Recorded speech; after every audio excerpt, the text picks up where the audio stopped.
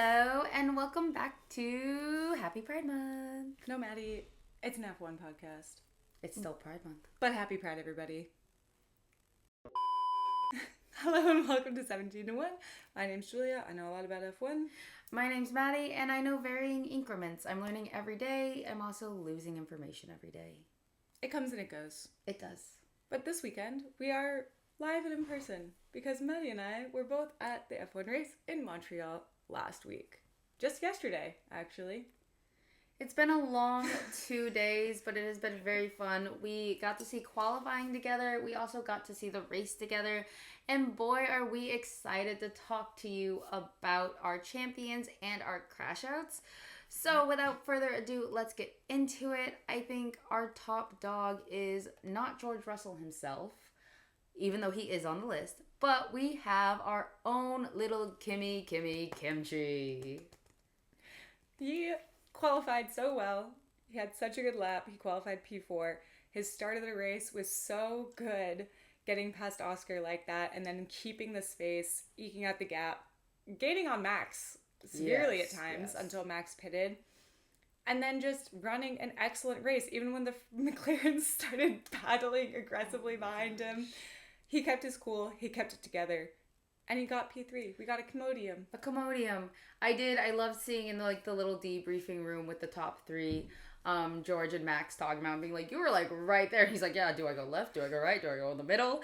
But also I can't believe, like me, I would fold instantly if I saw them behind me because I'm like, okay, you can pass. I don't want this. So seeing like two very professional, like top dog drivers as well right behind you battling it out, my mind would be like, I'm next. Oh my God, I'm just gonna shut down now. So great work ethic. They had a great strategy, great pacing. We are so proud of you, Kimmy. I believe our next champion is George and Max because they did not fight each other. They had a very clean race. They got a little spicy on the radio towards each other at the end under the safety car. But besides that, absolutely mega pole position lap from George Russell. We have officially another pole sitter this year. And Max ran a great race as well. He had a great launch off the start. He never really managed to catch George, but he got P2 in a weekend that he didn't really expect that they were going to be that strong. So, what is it with that Montreal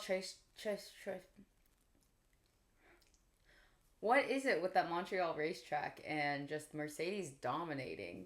It's a great question. It's cocaine. The answer is drugs. Always. Drugs. We did see a little drug-sniffing dog. We don't know that it was a drug-sniffing dog. We did see a dog. He was adorable. He was sniffing for things. In the Williams garage. It was in the Williams garage. It was not the Mercedes garage. So I guess my cocaine theory does not stand up very well. Drat.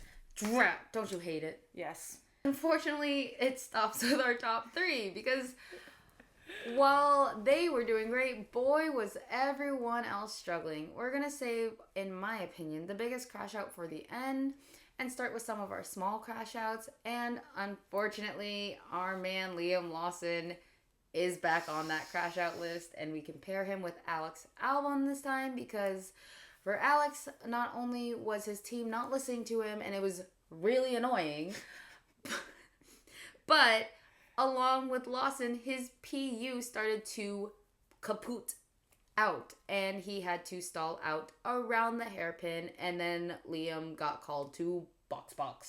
Box to retire, Liam. Box to retire. Which, it wasn't a great race for either of them before the retirement either. So that was just kind of the final nail in the coffin.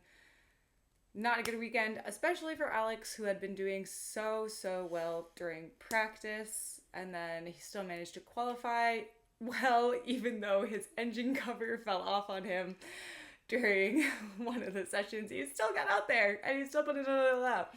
And it was all for nothing. Yeah, I definitely thought when his engine cover imploded that he was going to be out. So it was a very shocking thing, especially since when we were watching qualifying, the other people we were with are like, no, he's done.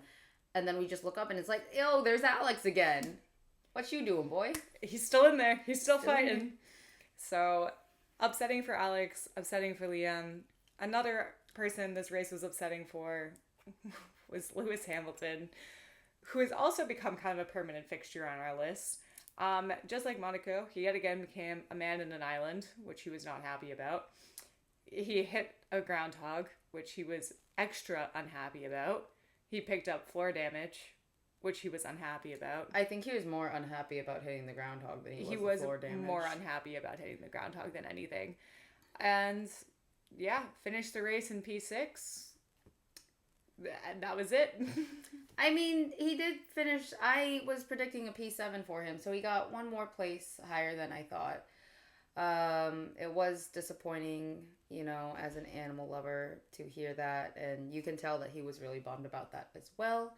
You can also see his little carcass on the track, but what's even crazier is that Lewis didn't even notice that he hit the groundhog. He was told afterwards. That just shows the speed that they are going. If anything, if he ran into it, it probably just felt like a speed bump or something. Yeah, he was that was weird. Yeah. Keep going. More damage. That brings us to our major crash out, who has never been on this list until now, I believe. Quote me if I'm wrong. Usually I am. I'll let you rethink that while I continue to say the name. Lando Norris, if you guessed correctly, was an upsetting qualifying for him and then an even more upsetting race for him because what happened during the race, Julia? Well, it was a bad qualifying. We'll start with that. Qualifying P7 was not where he wanted to be. They tried some new things with the suspension, which Lando seemed to enjoy because he chose to go with the new suspension setup versus the old suspension setup. But whatever it was, didn't work for him during qualifying. And then during the race, he actually was having a pretty good race at the beginning. He passed Alonso, and then he passed, I believe it was Lewis Hamilton through the pit stops. He had good pace. He was getting through it. And then when we hit the final kind of laps there, he was gaining on teammate Oscar Piastri. Came around the hairpin, passed him. Oscar passed him back.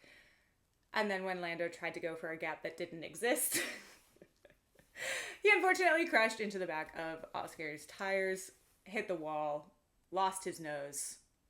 Not literally, the nose of his car. She took my nose. I did take Maddie's nose. We saw the car afterwards. And that was it for him. And he took full responsibility right away, which is one thing that I do appreciate about Lando. He was like, that was me. That was stupid. Sorry. Yeah. And I was like, yes, Lando, that was kind of stupid. But everybody makes everybody stupid sometimes. Yeah. In the words of George Russell, he didn't really have any space there, now did he? But it was very exciting to witness, though. And I love a good team battle. I love that healthy competition. Ultimately, I was happy to see it happen, not because I wanted to see Lando crash out, but because what I want to see from Lando this season is him making more of those kind of risky moves and getting the confidence underneath him to go for things like that and showcase that he has the skill for wheel-to-wheel combat, which I feel like is something that I've been lacking from him so far. Yeah. So I was happy to see him at least try, see him go for it, see him try something different.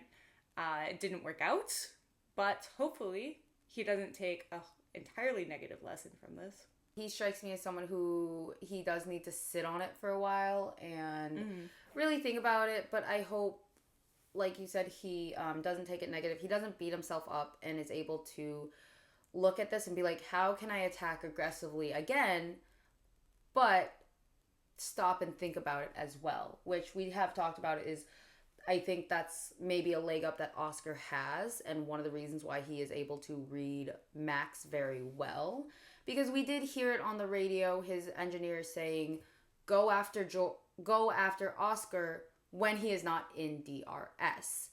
And so it's just little steps of trying to take in the big picture and not what you were seeing right at that moment. Yeah. And that might have added to a bit of his impatience wanting to be able to get Oscar. Plus the end of the race was coming up pretty fast, so he knew it was kind of now or never. I do say I always appreciate Andrea Stella and his comments after the race where he's like, yeah, wasn't the smartest thing in the world. We don't want to see them crash into each other. That is the worst case scenario for us, obviously, as a team. But Lando apologized right away. There's not really much for them to do in terms of changing our approach. These things happen. We knew it was going to happen eventually. the time that it happened was now. Yeah, maybe they got it out of the way. Yeah, he's like super chill about it. And McLaren is in a position where they honestly can afford to have a DNF or two. They have a very good cushion in points already throughout the year. So hopefully, for me personally, I hate team orders. So I hope this does not affect the McLaren team orders papaya rules at all. I thoroughly enjoy that they're like, fight it out, dude. Go do what you gotta do. And it sounds like Andrea Stella feels the same way, homies. I think Zach Brown feels the same way as well. And although I do hate to agree with Zach Brown on anything, I do appreciate the fact that he's like, let him fight. Yeah. Rah! Raw. I think there's nothing wrong with healthy competition and being able to. I think that was, as a swimmer, I loved being on a team, but I also loved being able to race my teammates and seeing what they might have done in a race differently that really worked for them, and if that could work for me as well, or if that's just not my speed. But I think the race as a whole was great. I thought it was so interesting though, that so many of them were pitting early. And even the announcers had stated it. Honorary mention on the crash out list could be the fucking heat. The heat destroyed it. And it was so hot. It was so hot. It was like hot in the stands. So I can't even begin to imagine the track. Yeah. The track temperature. And I think there was just a lot more degradation than they were expecting, because Friday, for a lot of the practices, it was a lot cooler. Saturday during qualifying, it was later in the day. It was like 4 p.m. It was a lot cooler. And this was like 2 p.m. Heat of the day. It was like 78, I think. Bright sunlight. It was so hot. It was so hot. And I am sure that the teams have different strategies for when weather does change or it doesn't turn out the way they expect. So it does sound like a lot of teams were changing their strategies. It was also interesting to see that in my opinion, it felt like there were so many drivers who were getting frustrated with their team strategies. We had Charles. I was going to say, that brings us, we forgot about it. That brings us to our next trash out, who is also a pretty standard person on this list, which is Charles Leclerc. We knew going into Canada that it was going to be rough for the Ferrari boys. It's not a track that loves them. They don't love it, I don't think. And it was rough. But he seemed to be having good pace, and qualifying didn't go very well. And then during the race, he was doing okay. He was very confident in his tires. He wanted to go for a one-stop strategy. The team was like, nope. Well, actually, first, the team were like, yeah, we hear you. And then they pulled him in anyway. And then they put him on other tires. And then Charles was like, what is this? And they were like, these are your tires. And he was like, why? The radio messages were funny to me, where they're just like, we want plan B. He's like, yeah, no, I want plan C. And they're like, okay. And then box, he comes in. They go out. And he's like, what is this? They're like, plan B. And he's just like, no. I said plan C. I said plan C. It is unfortunate, though, because there's so much stuff at play that as an outsider, we don't know.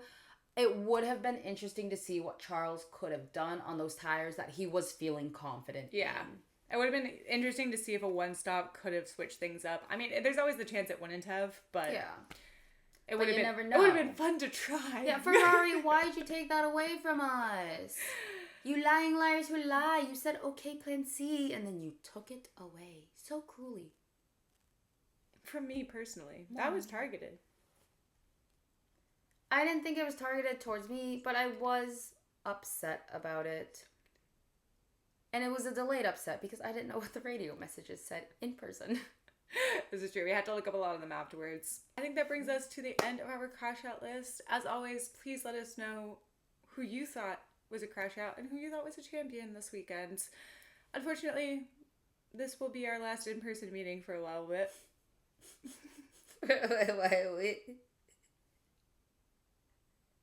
Hope you enjoyed. No. Until next time, this has been 17 to 1. Bye.